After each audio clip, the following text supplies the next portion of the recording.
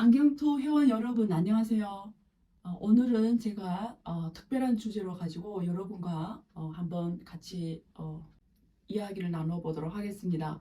최근 기자님들이 저한테 엄청 많은 전화가 오는데요. 이유는 시가민 중국 대사가 이재명 야당의 대표를 만날 때 여러 가지 표현들을 했습니다. 예를 들면 중국이 질 것이라는 것에 베팅하는 것은 잘못된 거다. 그리고 한국이 지금 무역 적자라는 거는 사실 한국이 탈중국화해서 그렇다. 뭐 이런 표현을 썼기 때문에 윤석열 대통령실에서 여기에 대해서 엄청난 항의를 했고 또 주 한국 중국 대사를 불러서 또 항의 의사를 밝혔고요. 또 이번에는 또 공개적으로 어떤 압력을 중국 정부의 어떤 원활한 판단을 기대한다는 표현으로 어떤 우형의 압박도 지금 들어온 상황입니다. 그래서 지금 한중 간에 엄청 지금 민감하게 일들이 거친 말과 그리고 서로 민감한 표현들이 왔다 갔다 하기 때문에 기업하는 사람들의 입장에서는 지금 한중 간의 관계가 굉장히 지금 열악합니다. 기업들은 생존을 위해서 존재하고 또 그 기업에 일하는 분들을 위해서 존재하는 조직이잖아요. 근데 이게 지금 거시 환경이 이렇게 안 좋아지기 시작하면 기업들은 너무 힘듭니다. 사실 저 같은 경우에도 민간 한중 간 교류를 주로 하잖아요. 그래서 많은 부분에서 이미 영향을 받기 시작했습니다. 그래서 굉장히 우려스럽고요.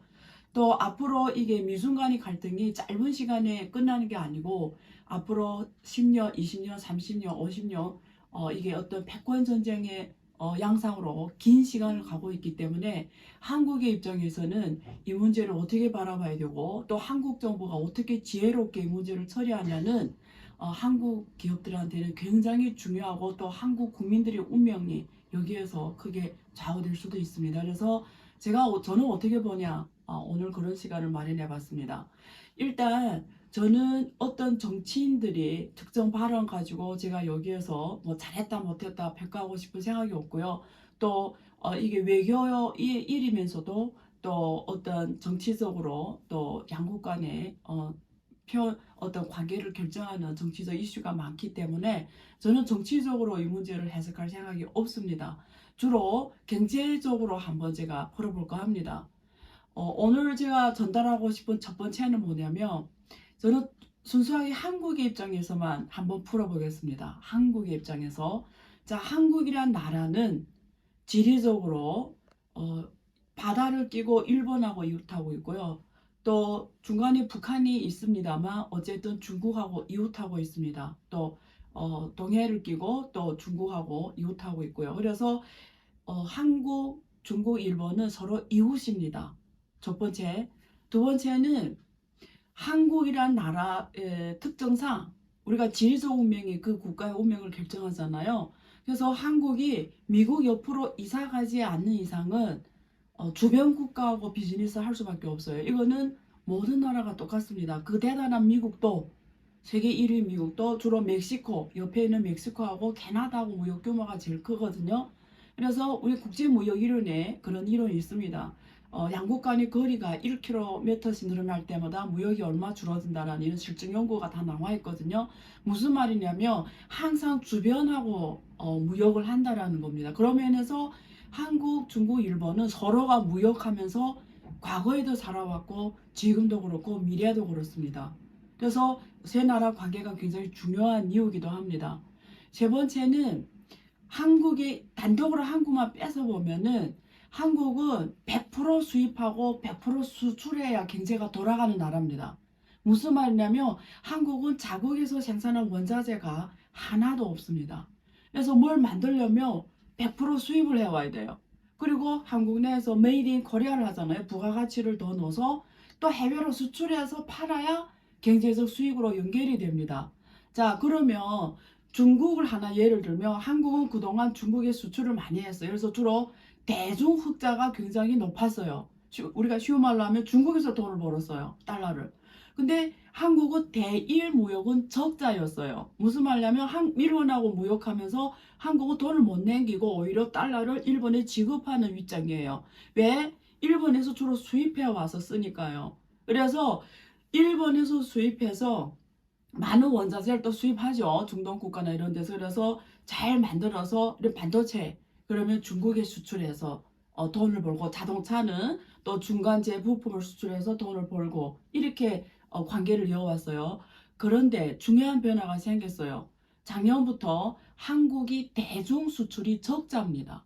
다른 말로 하면 옛날에 중국에 팔아서 달러를 벌었는데 이제는 중국에 팔아서 달러를 못 벌고 오히려 이제는 중국에다도 달러 줘야 되는. 그래서 청와대에서 한국 청와대에서 당시에 유럽을 방문할 때 혹은 미국 방문할 때 무슨 표현 썼냐면 이제는 중국에서 돈 버는 시대가 끝났다, 이런 표현 쓸 정도로 중국 무역이 적자로 돌아섰습니다. 그래서 굉장히 이거는 큰 변화인데요. 그러면 혹자는 이런 말이에요.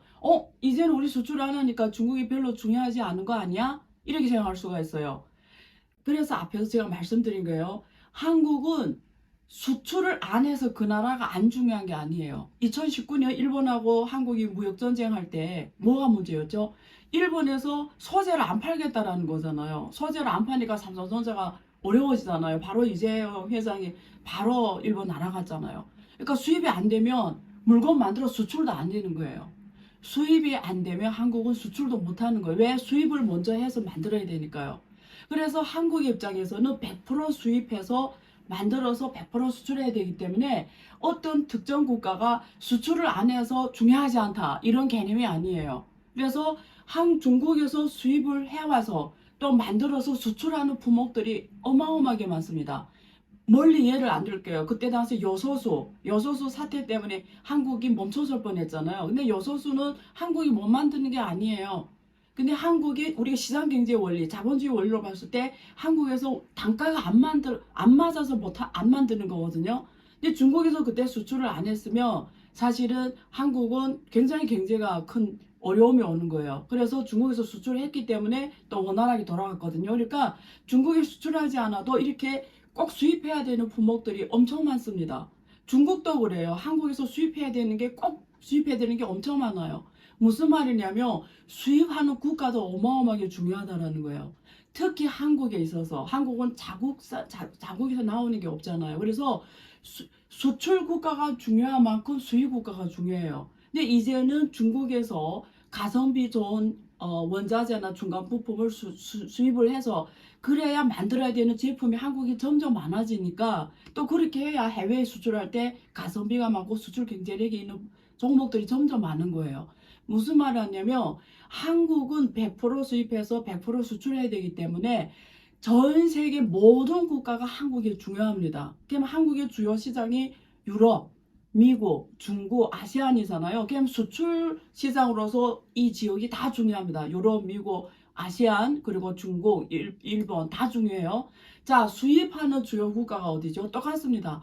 아시안, 중국, 일본. 수입하는 입장에서도 어마어마하게 중요해요. 그래서 한국의 운명은 전 세계 모든 나라와 관계를 잘해야 되는 거예요. 그래서 그거는 국가 불문, 민족 불문, 종교 불문, 피부색 불문. 그래서 한국은 정치가 이런 우리가 경제가 정치를 결정한다고 그러잖아요. 경제 기초가, 막스에 하면 경제 기초가 상층 구조를 결정한다 하거든요. 그게 정치거든요. 그래서 한국은 경제가 이런 특징이 있기 때문에 한국 정치는 여기에 따라줘야 돼요. 이 경제적 특징에. 무슨 말이냐면 한국은 세련된 외교가 국익에 가장 도움이 되고, 세련된 외교가 한국 국가의 운명을 결정한 정도로 중요합니다. 그래서 한국 정치인들, 한국 이 상부 구조에 있는 사람들은 항상 이 한국의 기본 경제 특징을 머리에 두고 대놓고 누구와 적을 만드는 일을 하지 말아야 돼요. 그런데 이번에 대만 문제에 있어서 윤석열 대통령이 공개적으로 대만에 대해서 힘에 의한 현상의 변경을 반대한다라는 바이든의 표현을 그대로 갖다 썼습니다. 그래서 굉장히 중국에는 마지노선을 건드린 거거든요. 그래서 한국과 중국은 사실 이번에 코로나 중국에서 다 끝나가면서 양국 기업들이 막 서로 투자도 활성화하고 교육 활성화하려고 지금 막 엄청나게, 그래다가 정확하게 그 4월 그 발언 이후로 지금 싸해졌거든요. 그러니까 무슨 말이냐면 이게 발언 한 개 하나의 발언으로 어떤 기업은 망할 수도 있어요. 근데 대통령의 입장에서는 당연히 국익을 생각하고 대한민국 미래를 생각하는 차원에서 나름대로의 어떤 포지션이 전략이 있었겠죠. 근데 그럼에도 불구하고 현황은 어떤 특정 국가가 상대방을 적으로 생각하게 할 정도 표현을 썼기 때문에 지금 굉장히 양국 관계 상황에 민감한 우리가 얼음판을 가듯이 지금 이게 상황이 이렇게 된 거거든요. 그래서 뭐 우리가 잘했니 못했냐를 떠나서 이 한 개인의 특정 국가에 대한 선호가 있을 수가 있어요. 개인이라면. 그럼 중국을 좋아한다, 싫어한다. 너무 정상이에요. 그런데 한 국가로서 혹은 한 정치인으로서 나라를 대표하는 차원에서는 전반적으로 이게 세련된 어떤 이런 관계, 원활한, 무던한 관계를 갖고 가야 되거든요. 무난한 관계, 무난한 관계를 갖고 가야 됩니다. 그게 꼭 중국이 아니더라도 일본도 좋고요. 아시안 국가도 좋고요. 다 좋아요. 다 좋아요. 그래서 다 이렇게 무난하게 관계를 갖고 가는 게 한국 국익에는 가장 도움이 되지 않냐. 그래서 글로벌 환경이 무난하게 만들어져야 한국 기업들이 100% 수입하는 것도 편해지고 또 100% 수출하는 것도 편해진다. 이런 말씀을 제가 드리고 싶고요. 두 번째는 중국 입장에서 한번 제가 이야기를 드리면 중국은 국가와의 관계, 국제관계 할 때 건드릴 수 없는 하나의 마지노선이 있어요. 그게 대만 문제입니다. 그러니까 꼭 한국이 아니더라도 모든 국가, 누구든 간에 대만 문제를 건드리면 중국은 어떻게 이해를 하냐면 나는 너의 적이다 이렇게 표현한 거라고 똑같이 생각해요. 그러니까 대만 문제는 가장 중국이 외교 관계에서 건드릴 수 없는 기본 원칙이고 또 한국하고 중국이 92년도에 수교할 때 이게 약속된 거거든요. 그래서 중국의 입장에서는 이런 표현을 들으면 나는 너의 적이다 이렇게 선포한 걸로 이해하기 때문에 굉장히 이거는 아주 마지노선 다른 어떤 주제하고 비교할 수 없는 정도의 민감한 주제라는 거예요. 근데 다른 뭐 어떤 거침발이나 이런 거는 뭐 그럴 수도 있겠다 이렇지만 대만 문제는 굉장히 민감한 문제라는 거를 이거는 알아야 되거든요. 어느 국가든 이거는 건드릴 수 없는 부분이 어느 국가든 있어요. 그게 마지노선. 그런 쪽으로 위험한 가장 중요한 문제가 지금 표현을 했기 때문에 지금 이렇게 사드 때보다 더 힘든 상황이 지금 연출이 되고 있는 거거든요. 그 다음에 세 번째는 사실은 힘에 의한 대만의 현황 변경을 반대한다는 표현은 G7도 했어요. G7이 공동 성명입니다. 근데 G7이라는 거는 미국 포함해서 독일, 그렇죠, 프랑스 다 포함된 선진국들이잖아요. 근데 독일하고 프랑스는 중국하고 관계가 엄청 좋거든요. 일본도 사실은 중국하고 지금 막 이 정도로 나쁘진 않거든요. 근데 G7에서 똑같은 표현을 썼어요. 우리는 힘에 의한 현안 변경을 반대한다. 근데 왜 중국에서 G7 국가들에 대해서 이렇게 싸한 이런 게 없을까요? 그건 어느 특정 국가가 딱 나와가지고 그러지 않았기 때문에 이게 뭐 특정 그런 게 없어요. 만약에 한국이 G7 국가면 거기서 G7이라는 명의로 했으면 이런 문제가 안 나오는데 윤석열 대통령이 직접 이렇게 얘기했기 때문에 한국이 단독으로 이렇게 튀어나온 거예요.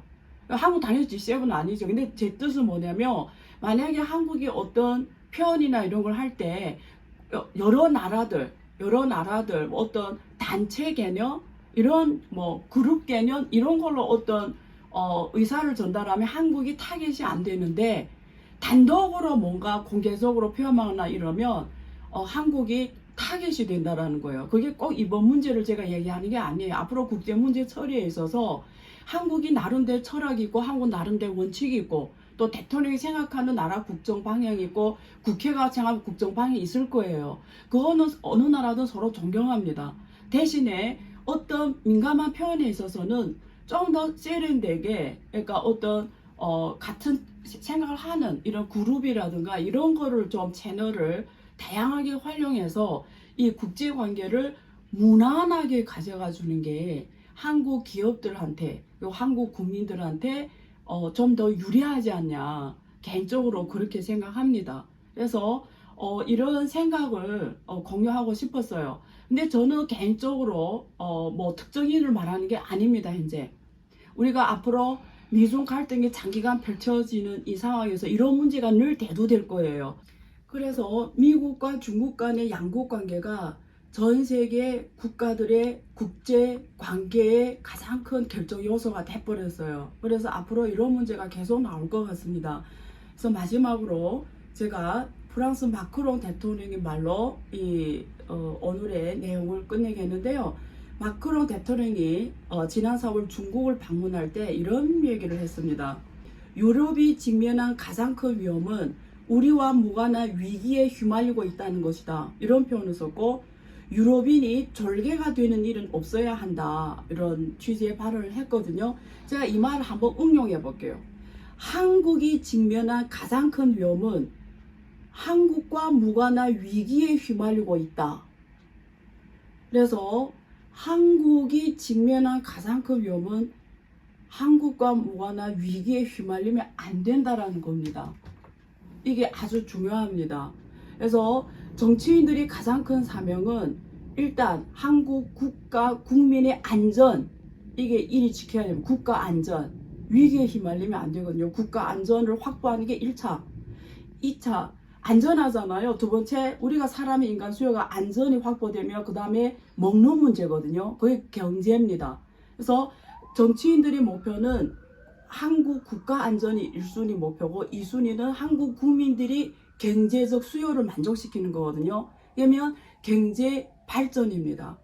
그러면 이런 한국과 본의 아닌 게 위기에 휘말리면 국가 안전뿐만 아니라 경제 발전도 영향받으면 안 된다고 생각합니다. 그래서 유럽이 어떻게 하냐, 특히 독일, 프랑스, 이탈리아 이런 국가들이 어떻게 하냐를 잘 보면서 지혜롭게 서로 여러 방면의 힘을 합쳐서 공동으로 대응하는 게 한국 국익에는 도움이 되지 않냐, 이런 생각을 합니다.